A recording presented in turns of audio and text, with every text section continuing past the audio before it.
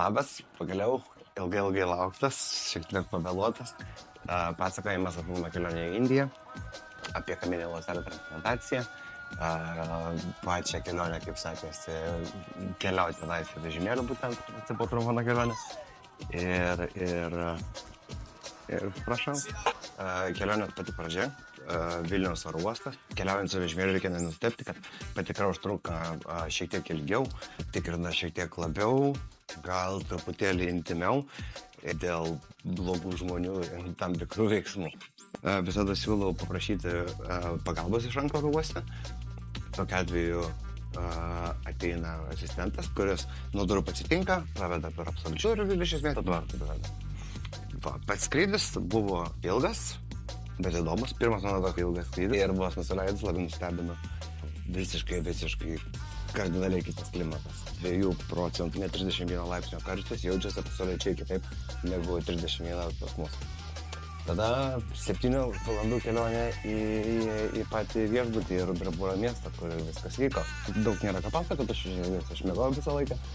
Antrą dieną po skrydžio pailsėję iš karto skridom gydytojui aptarti gydymo būtent planą. Ten atsakė į visus rūpimus klausimus, jeigu kažkokie neaiškumai iškilę, ant lapo viskas surašė. Nuostabų gydytoją, be proto gero charakterio, labai jaučiasi iš vidaus, labai norintis padėti. Nieko nedelsiam ir taip prasidėjo mano gydymas. Gydymas atrodo taip iš esmės, tai savaitės didžioji dalis pasiruošimas gydymai, tai organizmo stiprinimas, vitaminai, skysčiai, egzosomos, IV lazeris, svarbiausia poilsis, geras tvarkingas maistas, savaitės gale. Tenai jau šiek tiek rimtesnė procedūra. Įkiša adatą į stuburo smegenis, ištraukia iščio tiek, kiek suleis kamieninių ląstelių, tam, kad nebūtų didelio slėgio skirtumo. Ir po to, sekantis dalykas, kas vyksta, tai yra 24 valandas visiško horizontalumo. Dėl to, kad nesukelti kažkokį nepageidaujamą poveikį. Tokie kaip pykinimas, vėmimas, galvos sukimas jis gali būti. Ir 12 valandų mane gydytojas stebėjo klinikoje. Manim pasitikėdamas, sprendė išleisti mane į viešbutį. Su sąlyga, kad tikrai nedėsiu galvos ant pagalbės, bet 12 valandų būtent išgulėsiu tiesiai.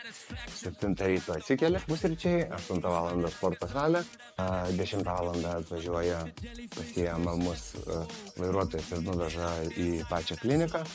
Ir tada visos tos procedūros, tai iki pat kokių 5-6 priklauso nuo dienos ir nuo tų atliekamų procedūrų tipo, kiek laiko užtrunka. Tai kartais 6, kartais 7, kartais 8 vakarą grįžtam. Jo, kalbant apie rutiną, reikia nepraleisti to dalyko, kad vis dėlto vis dar mokausi. Ir iki tų 7 valandų, iš pradžių keldavausi 5, kad kažką tai pasidaryti, žiūriu, kad nespėjau, pradėjau keltis 4 ryto. Iki 7, kad susitvarkyti kažką su mokslas, žiūriu, nespėjau, 3 ryto, jau geriau, 2 ryto ir paskutinę dieną, kai kėliausi, jau kažką tai daugiau tai pasidariau. Aišku, turėjau kelias išeiginės, tai buvo 2 dienas skirtos prie baseino, beveik procedūrų, nieko, bet sporto negalėjau prieiti, vis tiek apie tas dienas prie baseino plaukė ten paskyrė, to ko buvau berodo pasiilgęs ir kažkiek tai gavosi atostogas prisiminti. Kiek kilometrų nuskridus, negalima tiesiog sėdėti viešbutį per savo tas laisvas dienas.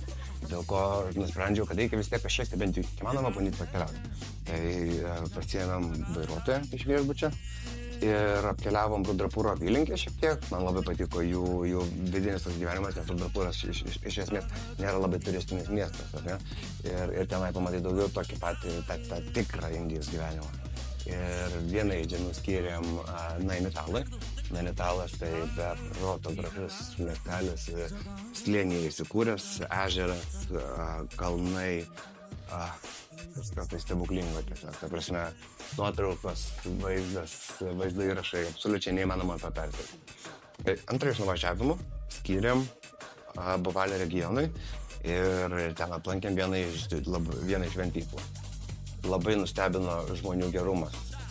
Nugabenti laiptais kiekvieną kartą į viršų, į apačią, vietovės labai kalnuotas. Pirmą kartą gyvenime mačiau vienoje vietoje tiek daug gerų žmonių, kuriems tu esi įdomus tiesiog.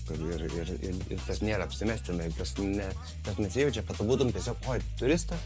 Ir pirmą kartą matai, kad ne, nieko panašaus. Tiesiog Tiesiog jam įdomi tavo istorija. Ir tiek.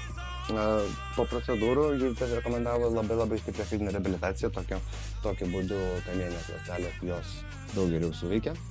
Grįžęs į Palangą pradėjo vėl sportuoti ir dabar praėjo 1 savaitę ir jau rytoj išvažiuoju į Lenkiją.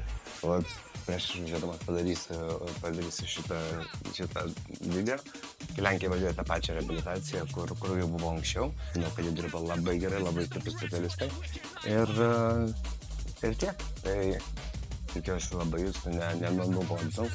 Ir jeigu kyla kartais kokių klausimų ar kažką, tai prašau, mielai atsakysiu į viską. Ir tiek. Didžiulis ačiū visiems, kurie prisidėjo prie galimybės man susigrąžinti tai, ką aš prieš tuos metus praradau. Ačiū jums. Tiesiog, prieš tuos metus šilelį. Ačiū. Norintys galite prisidėti prie mano svajonės vėl stoti ant kojų, tai gali padaryti Edvino Vygando labdaros ir paramos fonde ar kitomis jums patogiamis platformomis, kurios nurodysiu po video. Ačiū dar kartelį visiems. Iki!